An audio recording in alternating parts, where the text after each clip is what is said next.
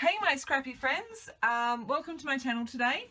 I am sharing my second make for Scrapping Clearly for February. Now I just wanted to jump on real quick and share with you a couple of things.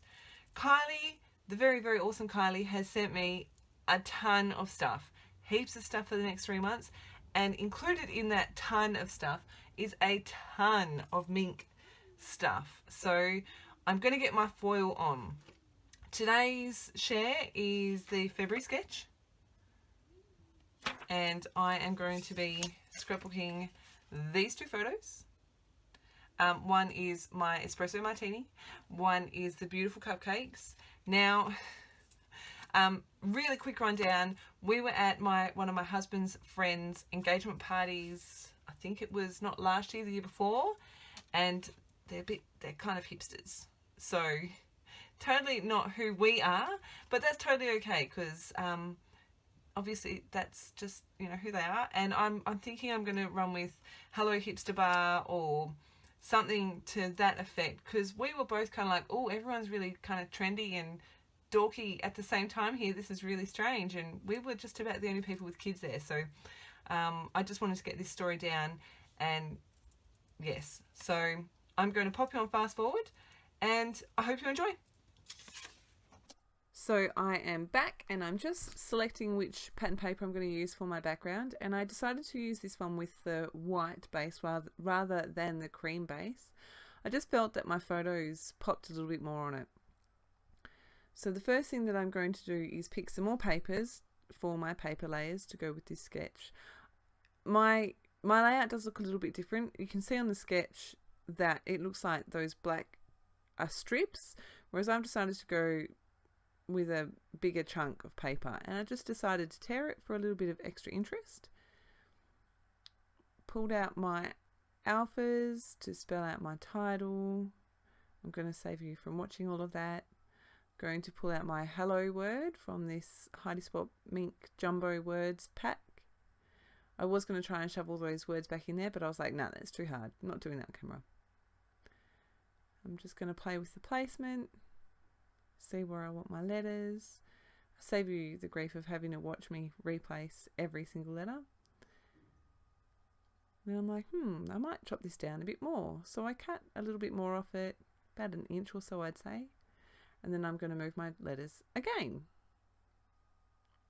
Put that back up there. And I didn't like the awkward white space underneath the word hello, though. Looking at here on camera, it looks fine.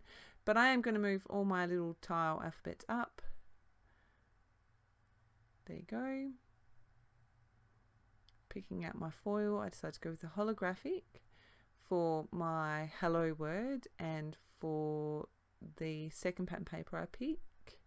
Now I can tell here that pattern paper that's now on the bottom is mint green and the other one is really light pink. So I've decided to use the mint green foil on the pink paper. Yes, that's right. And then the holographic foil on the hello word and the mint paper. There you go. I decided, well, no, I don't think I put my ink on yet. I decided I wanted to add a little bit of extra to the background in my blog post. I wrote my messy 3-year-old one. So off I go with the texture stamp. You can see that I've stamped the first time in the middle of my page. I know that area is going to be covered up and I didn't want the really dark black. So I've just stamped it off in the middle of the page where I know it's going to be covered up, and then gone into the two areas where I want to add some texturing and interest. I am using two of my Colour Blast products here. I'm using the Colour Shimmer Spray and the Colour Shimmer Pot in Envy. Now, both of those colours are sold out in store, but I'll make sure in the blog post that I link to the Colour Shimmer Sprays and the Colour Shimmer Pots. You would get exactly the same result from any colour. If you only had, say, the Colour Shimmer Pots as well, you would get the exact same result. The colour might be a bit more saturated if you added less water with the pot. Otherwise, it's essentially the same thing. The reason that I like to use the two is because I wanted more of a subtle colour in the background, but I wanted bolder splatters, which you'll see I'll go back in and do in a minute. Here we go. Just so I've activated that with a little bit of water, mixing it up with my paintbrush. Now, if you're not sure, I'm not sure if I've said it in a previous video, but these little pots are best stored with the lid off so they can dry out completely if they're being stored.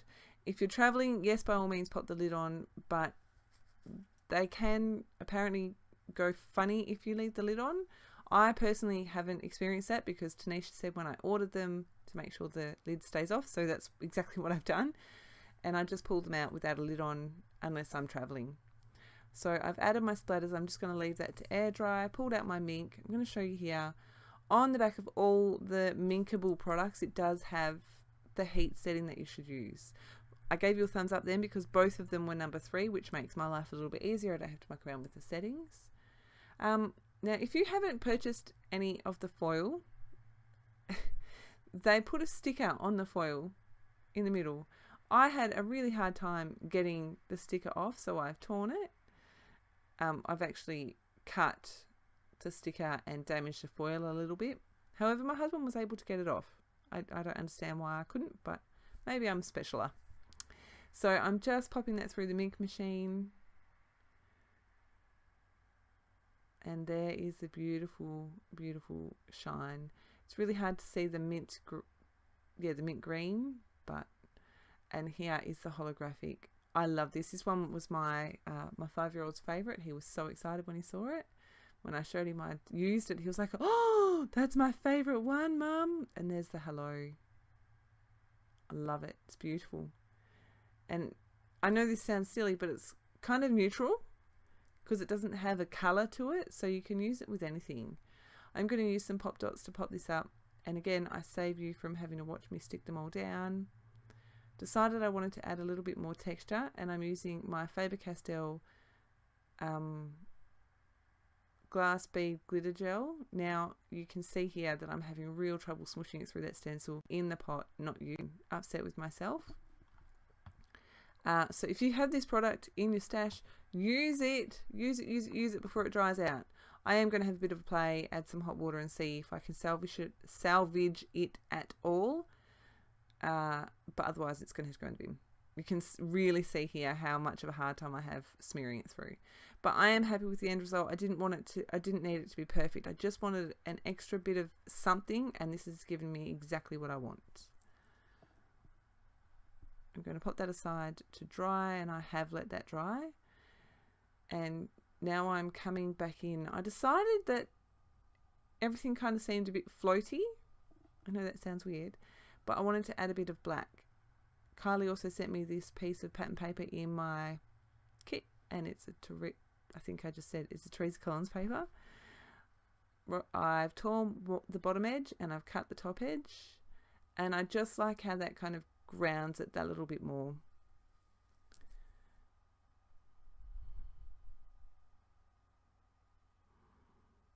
As you can see, I'm only leaving a tiny bit peeking out at the top and a little bit at the bottom as well. I forgot to mention I've penciled in a couple of lines where I knew my bits and pieces were going before I did my mixed media, and they're still very faintly visible, which made it really easy for me to replace my pieces. Try not to ruffle up too much where I know the photo is going to be underneath.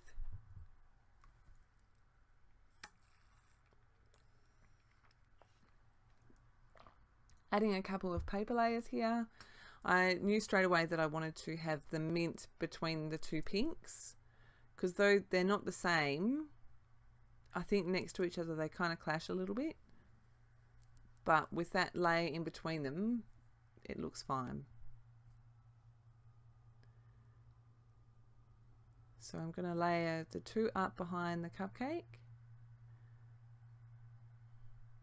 and then just the one mint green behind my drink.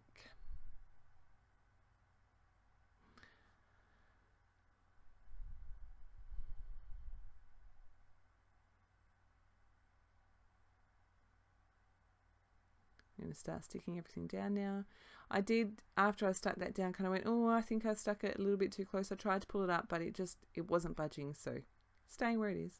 I'm going to add a little bit of foam behind the cupcake photo. And whoopsies, I cut it a bit too big. It's okay.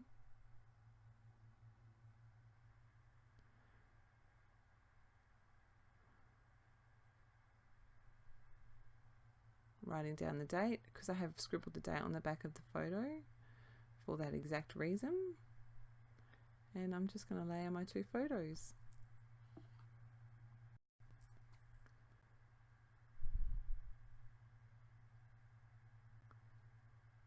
So I decided I needed to add a few more embellishments, so I wasn't sure what. I've gone through a couple of different things. I started with these wood veneer arrows, which I really like. They look really good.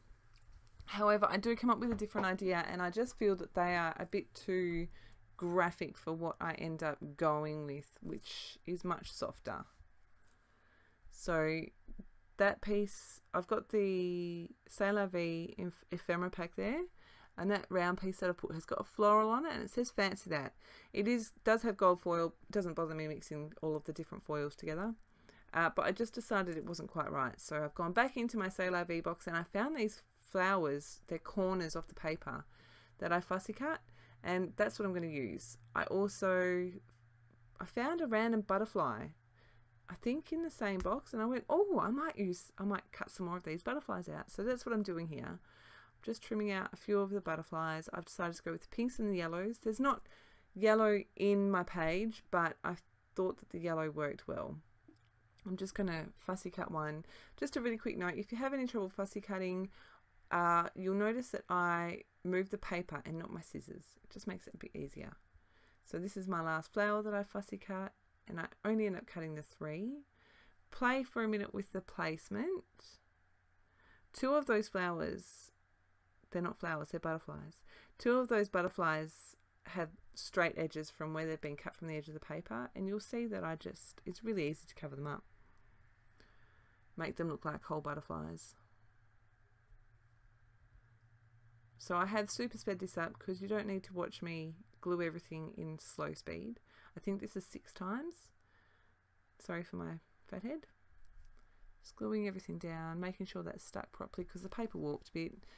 You know, this is just regular pattern paper, and I didn't apply any gesso or anything. I've used some glue on those pop dots because I knew that it was going on top of that texture and that mixed media, and I'm just gluing everything down. I'm going to use a combination of my ATG, my Scotch tacky glue, and some foam dots. I don't think that you really need an explanation of what I'm doing. So how are you? How are you going? I am tired. My children have been giving me a bit of a hard time with sleep. Other than that, I'm pretty good though. Getting things done. So excited that my December daily is finished for last year.